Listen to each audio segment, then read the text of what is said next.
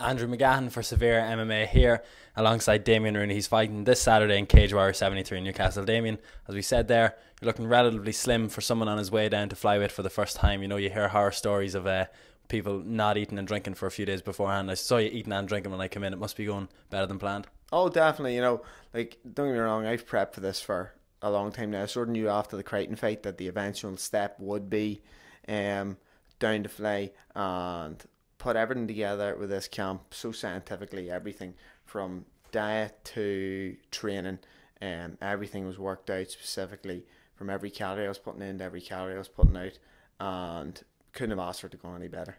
Talk to us about that, because I remember a year and a half ago you said in terms of your career you're only looking for maybe big name fights. You have the business, you have the gym, you have so many other things. Now with Cage Warriors it seems like it's all changed. It's stepped up a notch. It's more professional, and that the goal of maybe getting towards the belt or the UFC is no longer it's no longer impossible. It's there in front of you now. Well, it was always possible. You know, it was the big fights I was looking for, and these are the big fights. You know, that's why, you know, a lot of people were saying about me calling out Haque as if it was something personal. You know what I mean? It was absolutely nothing to do with being personal. It was actually a compliment to him more than anything. It was the fact that, you know, he had the most wins on the flyweight roster, and I wanted to fight the best guy on the flyweight roster if I was coming down, and that maintains. You know, after I win Saturday, I'll want to fight the next best guy, and this is how it goes, and I'll keep fighting them until they give me that belt. You know, saying that you called out the best guy, although he has the best winning streak, I know he only has decision wins, where your career is littered with finishes. Do you think that matches up well for you, that he has never finished or been finished? People can look at both sides of the coin. You know, he's been decision wins, so it shows that, you know, he's got a good tank. He can go 3 rounds all the time because he consistently does. But, you know, I've been to decisions before, and, you know, cardio is definitely not in question with me. It's one of my biggest weapons. But I'm always out for the finish. You know, like you say, you'll see it from my record, whether it's a knockout, submission, whatever. I don't care. I'm going to finish that fight, and, you know, I'll be coming away with a finishing bonus. Seems like Cage Warriors, you could say, undoubtedly the #1 promotion in Europe, but a lot of US sites now starting to take notice of it. The exposure from fighting on Cage Warriors, you had good sponsors behind you for March. Has it continued on to this fight? Yeah, touch wood. You know, I've had a lot of good companies come on. Apart from the ones that were already there, Go Coco yesterday came on board. You know, Smuggling Duds, etc. Sweet Sweat I've talked about.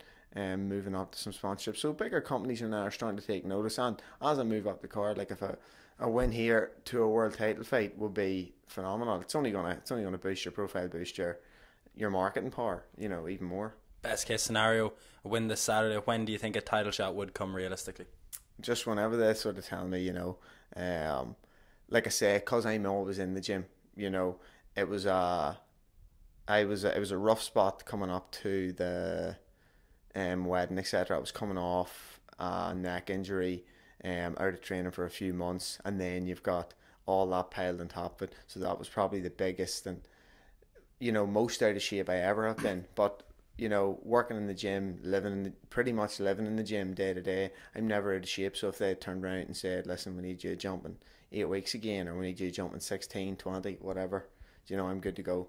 Obviously it would be nice to you know, I'd like to get in the next Dublin card, but with a New Year's Eve card, I'd imagine it'll be too tight. So, you know, March in Dublin will be fantastic for me for my next outing. You know, it gives me time to, you know, enjoy myself a bit, because, like I said, it has been an intense 15 weeks because of the long journey it's been, and because of how hard I've had to work. You know, but in my eyes, it'll make it all worthwhile then, come the end. 2 quick things. Do you not think, though, if there's 2 first round finishes between yourself and the other flyweight fight at the weekend, that New Year's Eve turnaround would be feasible? Because Graham has said that he wants to get the titles filled as quick as possible, and I know you yourself campaigned for this fight this weekend to be made for the title fight. Well, that was more a hopeful thing more than anything, to be honest. I knew it was never going to happen, and the fact it was just putting your name in the hat. You know, you need to be in the draw to win it, and if you don't ask, you don't get, as they say, and that's sort of the way you look at it. Like, if, you know, I didn't ask for it, I wasn't ever going to get it. But you need to back up these, you know, you need to back up these requests. You know, if you're requesting title shots, you need to be backing them up with performances. With regards to New Year's Eve, it's all to do with Ian Dean and Graham Boylan and whatever they decide. You know what I mean? If whatever comes up, you know, you never know. if it was, like you say, hypothetically 2 first-round finishes, it could be New Year's Eve. But most likely, if with 4 top flyweights in there, you know, it's going to be 2 tough fights, and potentially an 8-week turnaround may not be enough for, if not myself, For the other guys. for the other guy. You know, so you just never know. But I'm good to go for both. And finally, we've seen the rise of all the Irish guys that have come through Cage Warriors. Does this mean it's kind of assertive for you to know that you're in the right place to get there and to get the exposure? Because, as I said, it's the biggest promotion in Europe. It's streamed all around the world.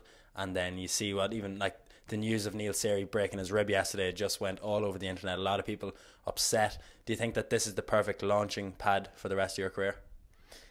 I'm not even looking at it as a launching pad. You know what I mean? Like a lot of people look as Cage Warriors as a stepping stone, but because it's such, it definitely is now. Not only it is the biggest promotion in Europe, but it's starting to turn into one of the biggest promotions in the world.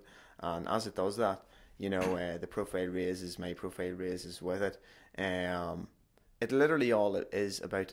I mean, a lot of people talk about, you know, they're going for careers for money, and I did this for my family and this and that, you know, because they need a career. This is what they need as their career. I'm very lucky not to need this as my career. I say I have my businesses that, you know, pay my bills, support my family, etc. So I'm only fighting because I want to fight now, not because I need to fight. And you know, it makes you more dangerous, in my opinion, the fact that, you know, 6 a.m. runs, instead of thinking I have to get up here, you know, I want to get up because I want to win that belt.